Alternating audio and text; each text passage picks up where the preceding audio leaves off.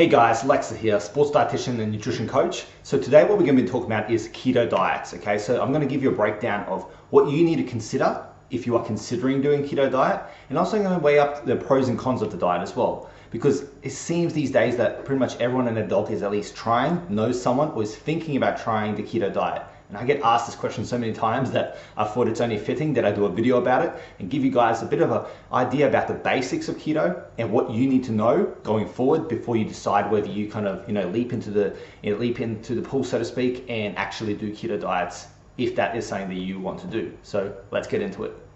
So first of all, let's just briefly touch upon what is keto, okay? What is a keto diet? Essentially, to keep it nice and simple, a keto diet is a diet that initiates a process called ketosis in the body, which is where the body starts preferentially using what's called ketone bodies when you reduce carb intake to such an extent that your body then starts relying on breaking down fatty acids into ketone bodies and using that to operate and to use it as a fuel. Obviously, some body cells in the body don't use ketones. Some can still use ketones, and that's why it's still going to be an okay diet for most people, generally speaking. But it's something just to consider that ketosis is very specific, and a keto diet is very specific. Keto diet is not just a low carb diet. There are differences, so that's something just that you have to be aware of, because that's something that a lot of people get wrong. Biggest issue is that people hail it as a fat loss miracle, okay? Like a fat loss solution that beats all other diets, right? They think that if you're on a keto diet, that you're basically a fat burning machine. That's not necessarily the case. Really, at the end of the day, energy balance or calorie balance will dictate if you lose weight or not, okay? So while you might be burning more or using more fat in your body, if you're consuming too much energy, you're still going to have more fat coming in. It's just going to balance out. You need to make sure you're in deficit, of course, as I've always said, to make sure you lose weight. Otherwise, keto diet won't actually make you lose weight. It will just be the same like any diet. In fact, a lot of the research supports the fact that when protein and energy are equated, any diet's going to work the same way. Okay, obviously there's other things you've got to consider, but generally they're all going to work the same way. So keto really comes down to, is it something that suits you? And also, is it something that you are doing in the correct way and creating, obviously, an energy deficit if fat loss is your goal? So yeah, really don't get carried away, guys, okay? At the end of the day, a keto diet is predominantly based on fats. If you consume too many fats, which is very easy to do, and especially considering fats are very energy dense compared to carbs and protein, it's very easy to overdo fats. And because of that, even on a keto diet, you can gain weight if you are in an energy surplus. So don't, get carried away and thinking keto is a miracle. You have to do it the right way if you decide to do it. But at the same time, it's not superior to any diet. You can do low carb if you still want a bit of carbs in your diet. You can do other diets. It doesn't matter. They're not superior to one another. It's all about, I guess it would be superior if keto really suits you and the way your lifestyle goes and your preferences. Then it would be superior to another diet, let's say something that's very high in protein, but you don't like protein. So that's when it comes into like superiority. But generally, in terms of results, they're all going to be much the muchness if done in the same way, and protein, energy equated, all those kind of things. So you're probably thinking, okay, Aleksa, should I do it though? Okay, should I do keto? My friend's doing keto and they're getting all these great results, or I keep hearing about keto on the Instagram, or or splashed over on Facebook. You hear it everywhere, and you probably ask the question, should you yourself be doing it? So let's go into that. So to start off, what I'm going to get into is I'm going to give you an idea of some of the limitations of a keto diet and some of the considerations you probably aren't actually thinking about, but you should be if you're choosing the keto diet. Because the keto diet is such a specific diet, it can have its cons related to it. So I'm going to delve into that now, just so you can get an idea of what you should be aware of if you do decide to go for it, and weighing that up and basing it on, is it the best idea for you? Okay. So number one, poor compliance. That's the biggest one. I'm yet to meet many people. I think I've met one person or two in my time as a dietitian that's properly being able to do an actual keto diet and stick to it long term. It's just a very hard diet to stick to, really. Like, think about it. A lot of the foods we love are carb based. And even if that's not the case, a lot of foods generally are going to have some carbs in it. Now, keto is very specific in terms of you've got to have a certain level of carbs, a very, very low amount of carbs, to initiate that ketosis process. To do that, you've got to be very stringent, and you've got to be doing that long term. There is no do keto for the weekdays and weekends, you do whatever. There isn't that, because you'll be breaking out of ketosis. Body doesn't like that. if you do it on a repeated basis. Think of it like yo-yo dieting. And also in that case, you'll just be breaking up ketosis and then have to go back into ketosis. It's not a viable solution in that regard. So compliance is the biggest thing with keto that's an issue. Just the fact that a lot of people can't adhere to it, and that's something that you really have to consider. Number one question, can you see yourself long-term avoiding that many carbs and being in a ketosis state? If the answer is no, or or but, or any doubts at all, choose a different diet, trust me guys. Number two, the second big issue with keto is the fact that because you're reducing all those whole grains and potentially a lot of fibrous foods, there's issues potentially there with bowel health long term and just generally, bowel habits, because you're not getting enough fiber, and fiber is such an important part of the diet that there is a risk there in terms of having inadequate fiber. So you've got to be very strategic in terms of your vegetable intake, your salads and that, and also potentially looking at a supplement. And in fact, just because you're eliminating all those food groups that have those fibers, you're eliminating a lot of potential nutrients you could be getting. So I always recommend, if you're going on a keto diet, talk to your pharmacist, but find like a suitable multivitamin, just saying to top up your body stores of certain nutrients, because you will be potentially missing out on them, especially if you're not a big eater, and especially if you're doing keto for a weight loss diet, because when you're in a weight loss diet, you're in an energy deficit, you're not eating as much food, you're already predisposed to not having enough nutrients. Now you add on keto, which is eliminating whole food groups. You've got a recipe for disaster there in regards to nutrient levels. So consider that, and consider a multivitamin, and consider your fiber intake. Number three, okay, because it's not necessarily a high fat diet until you just pouring fat into your food, but because of the high percentage of fats versus the fibers and all that stuff, if you're predisposed to high cholesterol or heart disease issues, potentially it's not a good diet for you. So consider that. And the same goes if you're someone who's got uncontrolled diabetes. Depending on the diabetes state and depending on what your doctor says, obviously it could potentially be not the best diet for you. Definitely not the diet for you if you're on insulin, of course. But yeah, heart disease is a big one. A lot of people come and see me and they say, can I do the keto? You look at their cholesterol levels and their history, and they've got that heart disease risk. It's probably not the best idea to do it. You're probably better to do a bit more of a modest diet, a bit more of a more conservative diet rather than a keto diet, and still get results. Because like I said, none are superior. Now the fourth thing is that people actually take it too far. They don't get the right guidance for keto. They just, they use their information from the mates, they use information from the internet, and they just do it on their own, and they take it too far, okay? They go from eating a relatively balanced diet to just eating a bunch of processed meats and fats and, adding butter to coffee and all that kind of stuff. I see it time and time again, where someone comes in and literally they'll say, yeah, I went keto, I used to eat, oats for breakfast, but now I eat just a bunch of bacon, that's great. I mean, bacon can be eaten as part of a diet, but you do not want to be eating too many, too many processed foods like bacon and stuff, obviously, and high-fat foods on a regular basis, because it's not conducive to a balanced diet. And at the end of the day, you're trying to get a healthy weight going, but also you're trying to make sure you're eating healthy and eating in a balanced way to make sure you're getting all the nutrients that you need, basically.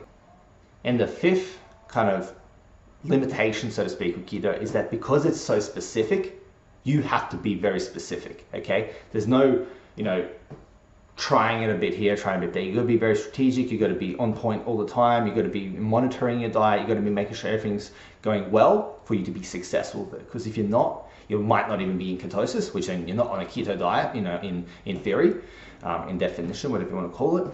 But also, you're just not going to be able to get the success you want because you're not going to be aware of what's actually happening. You're not going to be able to control your calories properly. You're not going to be able to make sure you're in balanced nutritional intake. You're not going to be making sure that you're eating in a healthy way. So that's another one. It requires a lot on your part, not only to sustain it, but to actually be in keto and maintain that. So yeah, that's something to consider as well. So that was some of the issues with keto, or some of the limitations, so to speak, things that you just got to consider when you're deciding if you want to do it or not. But what about advantages? Because there are some advantages. I'm not here kicking keto down, okay? Like keto can be a good diet for certain people, but the number one thing is that that has to be dictated by your preferences. And for a lot of people, they're not adhering to the diet long term. That's where the issue lies. But there are some good advantages to it. The number one kind of advantage being is increased satiety, okay? People that tend to eat a lot of proteins and a higher percentage fat from their diet tend to be more satiated, okay? They find that it's actually harder for them to overeat. And obviously, like I said before, fats can be overeaten, but in some ways, also, if you're, preferentially eating from proteins and fats, it might be more of a satiating diet. So you might find that you're naturally able to reduce your portion, so to speak, and not eat as much.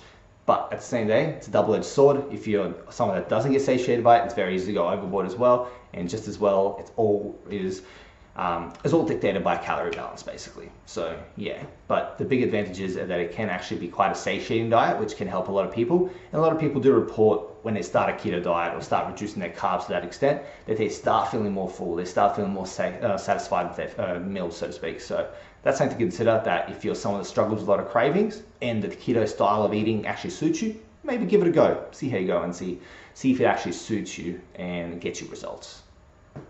Another kind of good thing about it is that there has been some research to suggest that in type 2 diabetics, with uncontrolled diabetes, that are, eating too many carbs and stuff, that going on a keto diet may be able to help. Obviously, depending on the medications they're on, consult your doctor all the time when doing a new diet, of course.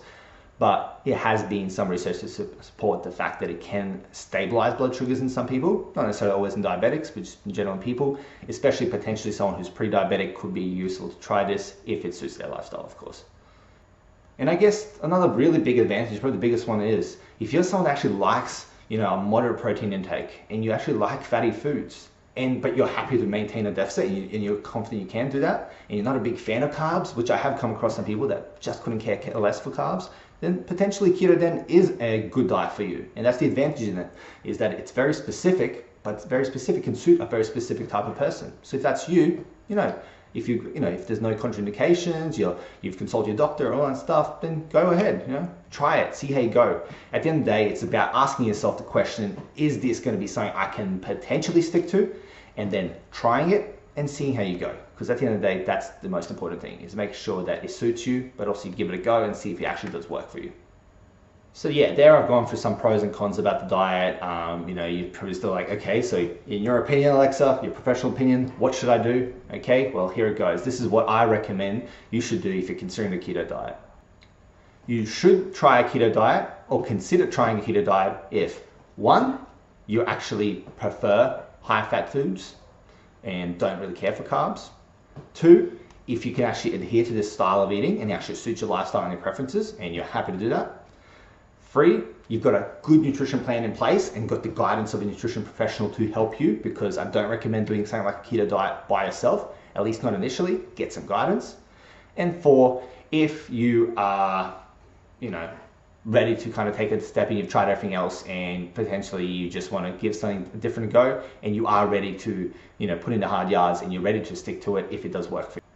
But the biggest one is, can you live without carbs? Because for me personally, I couldn't go no carbs forever or very low carb, because a lot of the foods that I love, are carb based. So for me, it wouldn't suit. Okay, obviously there's differences, you can do cauliflower rice for rice, but it's never the same for me, at least. So if that's saying that if you can't live without carbs, keto diet's straight away out of the window. Number one question, the first question I say when someone literally walks into my door, sits down and asks, I heard about the keto diet, what do you think? Should I do it? Number one is I ask them, can you see yourself not having a carb ever again? And I'm being very, very, I'm over exaggerating there, but I'll say, can you see yourself not eating too many carbs, this level, and just kind of avoiding that long term? Usually they say, nah, I can't do it. I do love my chocolate. I'll do like this, do like that, like pizza, pasta, whatever it may be. And then I say, simply, then don't do it. There's no extra benefit from doing keto versus another weight loss diet when protein and energy are equated. So let's get a diet that's suitable for you. Let's get an energy deficit going, and let's modify everything in line with your preferences and see how we go. So when shouldn't you try a keto diet? Well, it's simple. Literally just, you shouldn't try a keto diet if you cannot, live without carbs. Okay, so if you love carbs, please don't do a keto diet. You're just setting yourself up for failure, because what's going to happen is you're going to start the diet and either you're going to be very, very inconsistent with it, which is not a good way to do a fat loss diet, or you're going to break off eventually and then you're going to be back at square one, potentially regaining the weight, which is something that I work with my clients very specifically about, is reducing that weight regain and make sure you're losing weight long term. And if you're not going to be doing keto diet for an extended period of time or don't see yourself being able to do it, don't worry about it, guys, just don't do it. Choose a different diet. That's when you definitely should not be doing a keto diet. And obviously the second reason would be if there's medical contraindications to doing a keto diet, which is something you're going to have to talk to your doctor about. Because at the end of the day, the benefits of the diet, or benefits of any kind of diet, so to speak, really lies in the ability to make you achieve a healthy weight, make you lose some weight, excess body fat, especially visceral fat and that kind of stuff. So at the end of the day, if keto gets you fat loss and you can keep up with it, great. If keto can't get you to fat loss long term, it's not the best diet. Same way for different diets, low carb diets, normal balanced diet, flexible diets, any of those, if they initiate some fat loss, you'll be getting benefits. It doesn't matter, there's no right or wrong answer here. It's more so what is telling this your preference, and also considering some other factors that could be missing out, especially with keto, like I mentioned, nutrients and things like that. All in all, it needs to be a lifestyle, okay? I know it sounds cliche, but it really is the case, okay? It needs to be a lifestyle. It's not a Netflix 1 week free subscription diet. That's not how diet should be. It's not how nutrition should be, okay? You don't subscribe to a limited, test, offer, limited trial. You give it a good go. You see yourself doing it long term. You get someone to help guide you through that, and you calibrate, you tailor your diet, and you get it working for you and get the results you desire. So hopefully I've helped you guys now understand a bit more about what you should be considering when asking yourself, should I do a keto diet? And kind of weighing up a bit more of the pros and cons of the diet, the advantages and disadvantages. And hopefully have given you an insight into how I would work through with a client on deciding what diet is good for them, especially around the whole keto diet, because diets are so popular these days, and I can assure you keto is probably the most popular right now. I wouldn't consider it a fad diet though, okay? Keep that in mind. I don't consider it a fad diet in essence. It has become, in the way people support it and push it, it has kind of become fad diet-esque, but it's not in itself a fad diet. There is a lot of history to it, and there is a lot of benefits that can be had with it for certain people. It's just that it's not the solution to everything. It's tailored as this one-stop solution for fat loss, and that's just not the case. We have to consider the bigger picture. So really ask yourself the questions. Hopefully, you guys can get a good nutrition plan going.